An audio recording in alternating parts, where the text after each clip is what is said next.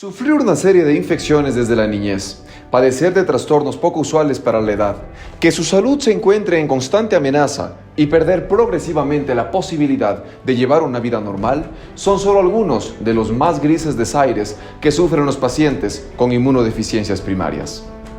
Hoy conoceremos la historia de Joana Santa Cruz Pérez, una hija, hermana, esposa, madre y mujer ejemplar que nació con una alteración en su sistema de defensa, lo que ha hecho de su vida un sube y baja de complicaciones de salud. Pero ¿quién es Joana Santa Cruz? ¿Cuál es la enfermedad que padece y por qué ha tenido que llegar a instituciones legales para exigir un tratamiento médico? Conozcamos la vida, los logros, los tropiezos, las felicidades y tristezas que están detrás de esta valiente mujer ecuatoriana. Bienvenidos a Inmunodeficiencias Primarias, un trastorno más allá de la enfermedad. María Joana Santa Cruz Pérez nació un 10 de septiembre de 1984 en Cuenca, capital de la provincia de La Suay. Siendo la menor de 3 hermanas, era una bebé sin complicaciones. Sus padres recibieron su llegada con alegría y con amor, sin ninguna señal de enfermedad en la recién nacida. Cuando mi Joa llegó, era una niña inquieta, rabiesa, corría como cualquier niño normal a su edad. Su llegada nos hizo muy felices. Su infancia transcurría con aparente normalidad, como la de cualquier niña, hasta que a los 8 años, una emergencia de salud estremeció el hogar de la familia Santa Cruz Pérez. En el año de 1992, mi Joa comienza a presentar moretones en todo su cuerpo. Ahí nos dimos cuenta que algo ocurría con ella. En ese momento yo no sabía qué me ocurría, porque tenía moretones por todo mi cuerpo, petequias y equimosis, y yendo a médicos diferentes, tratantes diferentes para saber qué pasaba. Los médicos no hallaron razón para las marcas de sangrado en su piel. Pensaron en varias teorías, pero al final determinaron que tenía un origen desconocido. A los 8 años, el cuadro de sangrado de Joana se explicaba por un recuento de plaquetas inferior a 30.000, cuando lo normal es de al menos 100.000. Al ser estructuras importantes que impiden el sangrado masivo y estar bajas, cualquier traumatismo o circunstancia podría desencadenar un cuadro de sangrado masivo. El médico nos recomendó que Joan no salga a los recreos para evitar que tenga golpes y produzca un sangrado interno. Me prohibieron que sea una niña normal, entonces realmente tenía que alejarme de mis compañeras, salir al último al recreo, evitar que mis compañeras me terminen lesionando. Con el incidente aparentemente resuelto a los 10 años, creyeron que todo iría bien, ¿o no? Joana comenzó con varias infecciones de la niñez y la adolescencia. Me tuvieron que operar de las amígdalas y me quedé sin hablar casi 2 meses. Siempre me mantenía con tratamientos, ¿no? Para lo que en ese momento aparecía. Es raro que una niña de tan solo 10 años de edad presente tantos cuadros de diarreas e infecciones de oído. Es por eso que cuando conocí a Joana, nosotros pensamos si existía algo más. María Joana sigue con su vida, destacándose a pesar de todo como una buena estudiante en escuela y colegio. Tocaba instrumentos musicales como la batería y además de ello logra varias recompensas académicas y trata de sobrellevar su condición. Cuando tenía 15 años aproximadamente me llegó mi primera menstruación y claro, pasó lo que temíamos. Obviamente iba a tener sangrados abundantes de varios días, que normalmente era como 15 días de sangrados, una semana pasaba y de nuevo otra vez 15 días de sangrado. Entonces sí, se volvió algo muy feo y me tuvieron que dar anticonceptivos más o menos por unos 2 años para poder regularme, que no era algo que me encantaba, pero me ayudó en ese tiempo para poder regular mis ciclos. Conforme pasaron los años, Joana va a la universidad y paradójicamente ingresa a estudiar medicina. Sin embargo, conforme pasaron los ciclos de su carrera, volvió a darse cuenta de que algo no marchaba adecuadamente. Alrededor de los 21 años, padeció de varios cuadros infecciosos conocidos como sinusitis. Además, las infecciones del oído regresaron. La sinusitis crónica es la inflamación sostenida de las cavidades de la región facial y al estar infectadas generan cuadros respiratorios muy molestos para la paciente, pero en el caso de Joana llamaba la atención al ser crónico. Como estaba visitando constantemente hospitales por el tema de mi carrera, en realidad jamás pensé que hubiera algo más grave, sino simplemente yo pensaba que me contaminaba y pasaba enferma y tenía todos estos cuadros debido a lo que yo pasaba siempre en el hospital. Superando toda limitación, Joana Santa Cruz se casa, tiene a su primogénito y sale adelante a pesar de sus inexplicables cuadros médicos. Logra recibirse de médico en el año 2010, a sus 25 años, consiguiendo la meta de ser una profesional y cumpliendo desde luego el rol de madre, estando hasta este momento sin tener idea de su verdadero diagnóstico. Siempre había algo de por medio que no me permitía vivir tranquila. Desde los 25 años, inician una serie de sucesos clínicos en los que ahora las infecciones ya no son las enemigas principales. Posteriormente empecé a tener unos cuadros de dolor de la espalda, sangre en la orina, mis manos después se empezaron a poner moradas, entre rojas, luego se quedaban pálidas. Empecé a tener una subida de peso bastante fuerte y caída de cabello, resequedad y un cansancio que era algo tan marcado que me quedaba dormida en el lugar en donde me encontraba. El cuadro inició con un dolor de espalda debido a cálculos renales que fueron resueltos con una litotricia. Sin embargo, ella tenía más enfermedades, entre estas una neumonía activa. En esta estancia hospitalaria, los doctores aprovechan para examinarla por completo y se percatan cómo es que Joana padece de afecciones a diversos órganos, despertando aún más el interés por su enigmático cuadro. Para atender a Joana fue necesaria la colaboración de varias especialidades: endocrinología, reumatología, medicina interna y demás. Finalmente, logramos retirar el cálculo de oxalato de calcio, aliviamos su neumonía y con nifedipino logramos controlar el fenómeno de Raynaud, lo cual ella describía como un enrojecimiento repentino de sus manos. Hay que destacar que Joana tenía una baja función de la tiroides, lo que conocemos como hipotiroidismo, y es esto lo que explicaba la caída de su cabello, el aumento de peso y la fatiga constante. Por esto, ella va a empezar a tomar levotiroxina de 25 microgramos por el resto de su vida.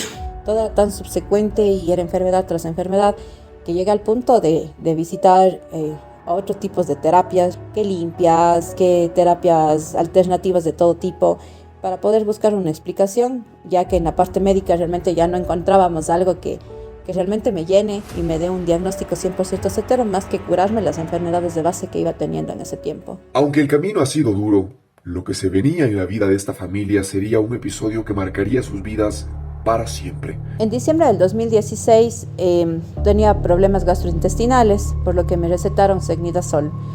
Tomé y automáticamente empecé a tener una sensación de quemazón en las manos y en las plantas de los pies que era insoportable.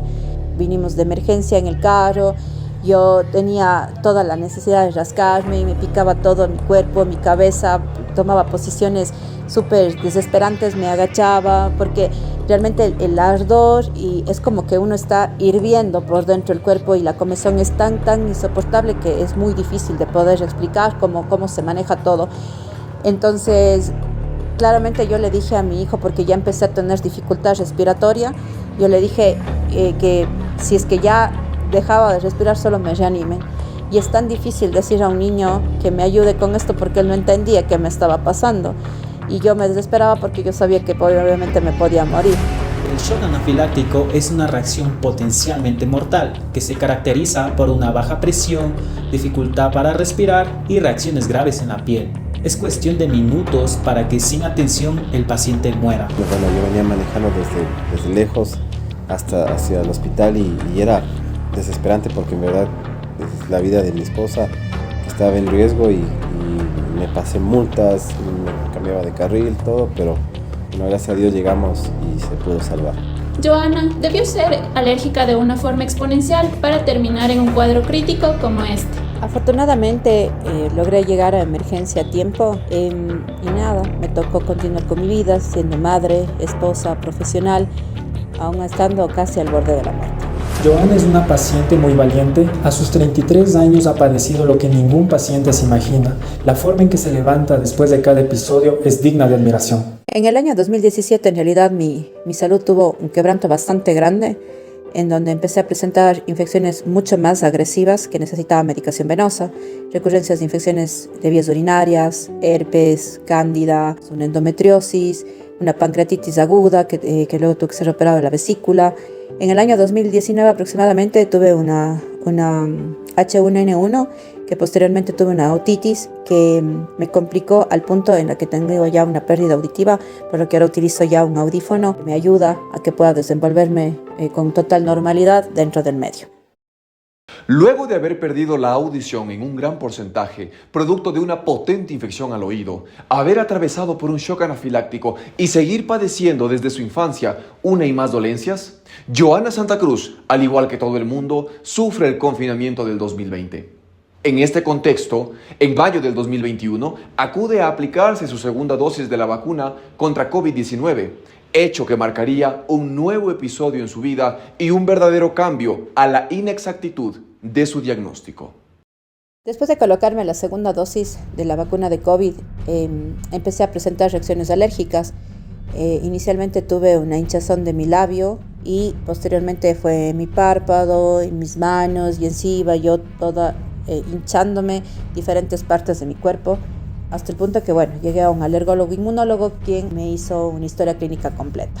Como parte del cuadro alérgico, se deben buscar con mucho detalle los datos de la historia de vida para saber con qué y desde cuándo la paciente padece de estas reacciones. Es verdaderamente sorprendente que no se haya realizado una historia a detalle en el contexto de inmunología.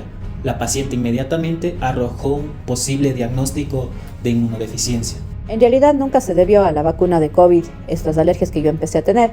Me realizaron una serie de exámenes para poder determinar con exactitud a qué era lo que yo tenía problema.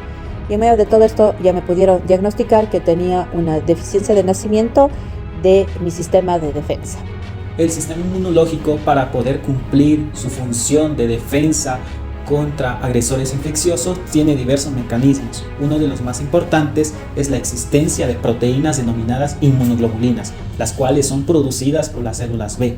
Existe un tipo particular que se denomina inmunoglobulina G, que es la más abundante de todas y permite cumplir funciones de defensa bacteriana. Es posible que mutaciones genéticas, como la falta del halotipo G2M o G3M, sean las responsables de que en este tipo de pacientes desde su nacimiento no exista este tipo de inmunoglobulinas o alguna subclase.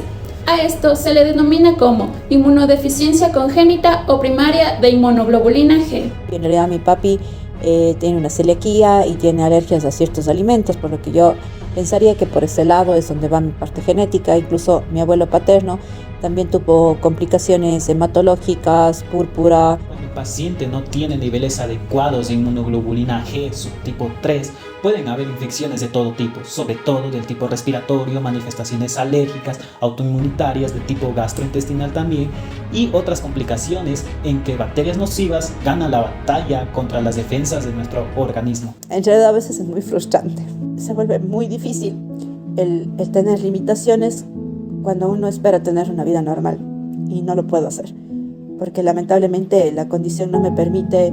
Cuando amanezco con rigidez de mis manos, con dolor de las rodillas, y simplemente a veces es despertarme un nuevo día a preguntarme ¿y hoy día qué me va a doler? Y a la final puedo aguantar yo este dolor, pero espero que no se me pueda quitar el derecho de ser madre y de poder disfrutar a mis hijos y a mi familia en general en mi vida normal. Para poder reemplazar las inmunoglobulinas faltantes en el cuerpo de estos pacientes, es necesario realizar una transfusión de inmunoglobulinas por vía intravenosa, mismas que Johanna debería realizarse cada mes. Sin embargo, por falta de abastecimiento, ha pasado casi 10 meses sin recibir estas. Cuando yo recibo mi tratamiento, que es la inmunoglobulina humana, hay una mejoría significativa dentro de mi cuerpo. Me hace tan bien el colocarme que en las épocas que no estoy recibiendo el tratamiento, tengo todas las alteraciones que se pueden imaginar, dolores, malestares, infecciones, y por eso es la importancia de poder hacer que se den cuenta que esta medicación es lo único que nos puede mantener con vida y estables. El objetivo de llevar a ustedes la vida de esta luchadora mujer es que veamos y reflexionemos sobre cómo puede un paciente con una enfermedad desconocida durante toda su vida padecer sin tener un diagnóstico ni tratamiento oportunos. Hemos llegado al final de este espacio. Sin embargo, hacemos un llamado a médicos, autoridades de salud y desde luego a la población a informarse mejor y cambiar el paradigma de lo que significa una inmunodeficiencia, una realidad, aunque en nuestro país haya un fuerte retraso en el estudio de las mismas. Hasta una próxima ocasión.